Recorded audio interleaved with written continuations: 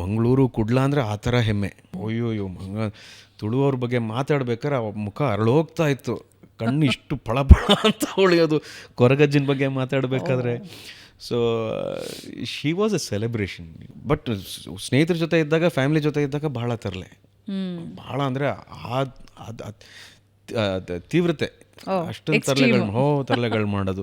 ಹೊರಗಡೆ ಬಂತು ಅಂದರೆ Mounagowri, she still is a celebration. We keep celebrating her. ಅದು ಆ ಥರನೇ ಇರಬೇಕು ಅಂತ ನನ್ನ ಆಸೆ. ಹೆಚ್ಚು ಅದ್ರ ಬಗ್ಗೆ ಮಾತಾಡಿದಾಗ ಹೆಚ್ಚು ಖಂಡಿತ ಭಾವುಕ ಆಗ್ತೀನಿ. ಆದರೆ ಎಲ್ಲೋ ಒಂದು ಕಡೆ she was very practical also, ಭಾಳ ಪ್ರಾಕ್ಟಿಕಲ್.